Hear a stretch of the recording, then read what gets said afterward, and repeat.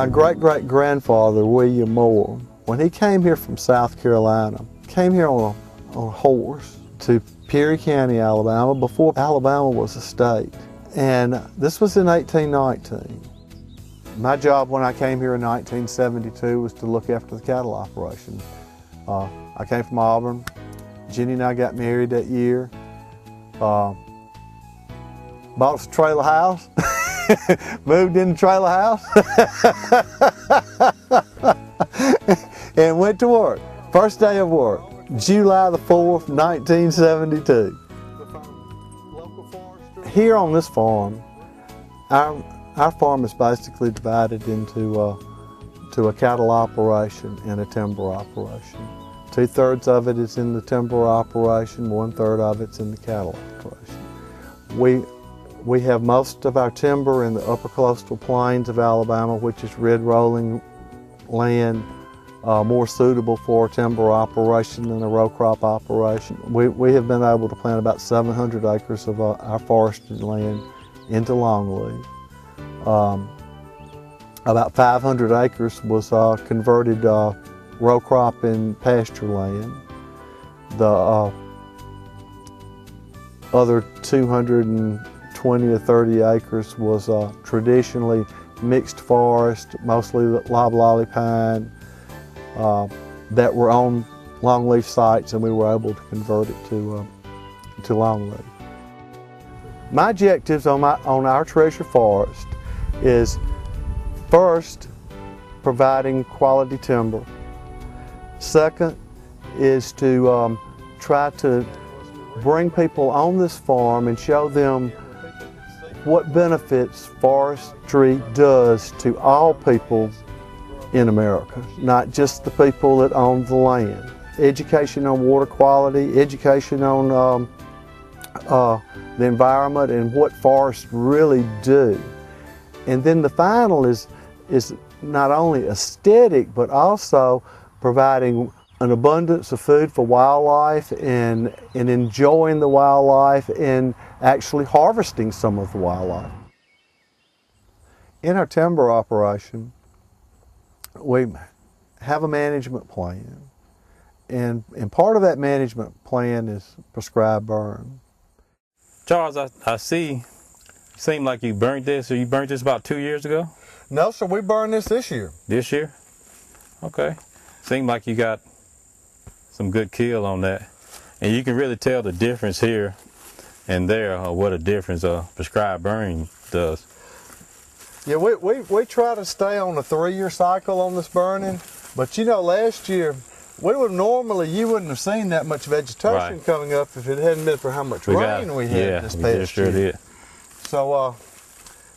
But I'm going to try to go on a 2-year burn program. I'm going to see if I can't whack out a lot of this, because we had a lot of, we came in here and did an understory thin of sweet gums, and it looks like these sweet gums are coming up from the stump, and we're having a hard time managing them. And your son is a certified burn manager. My son is a certified burn manager, so there are usually 3 of us on the job doing all of our burning. You know, one of the other things that's on our farm plan is we divide everything up into cutting units. And we have a record of when every tree was planted on the place. And I have never in any one year cut more timber than I planted, or cut more trees than I planted trees. And that's certainly a philosophy that we will always live by. We're looking at those pine plantations not only by numbers of years that it has been since they were planted.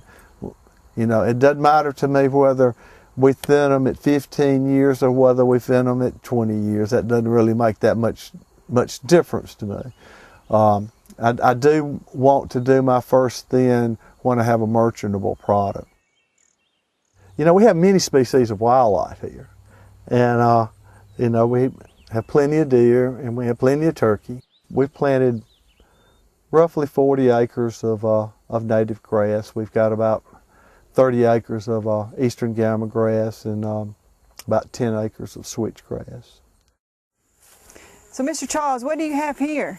This is one of the 7 feral hog traps that we have on the farm. We've about 5 years ago we started seeing a few of the feral hogs around, and the hunting club says, well, just leave them, we'll kill them during deer season. Well, they can't kill all of the wild hogs that we have. And you know, a feral hog, they can have, what, 3 litters in 2 years, 5 litters in 2 years or whatever. And then the other thing about them is that the females, they can start breeding at 6 months of age. So if you have a litter of 10 pigs and half of them are females, you just look at how fast this progression comes about.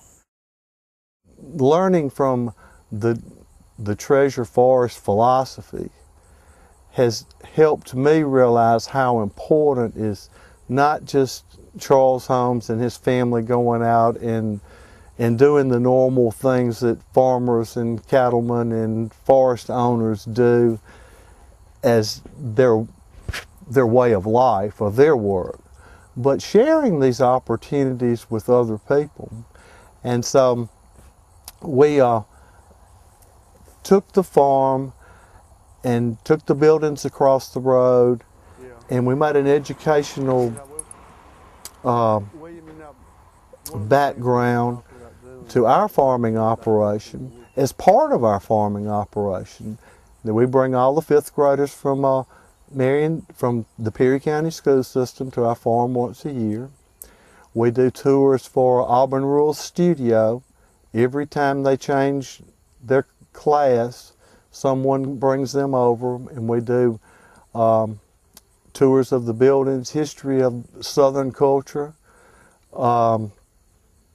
as well as the forest and the farming operations and the things that we do in that. And we talk about harvesting the animals, and we talk about what we do with our land and soil's health. I mean, from the whole aspect, and what this dirt produces is our livelihood and how important it is. And we want other people to understand how important that is to a farmer. A farmer, if he does not maintain his soil and take care of his trees, he has no livelihood.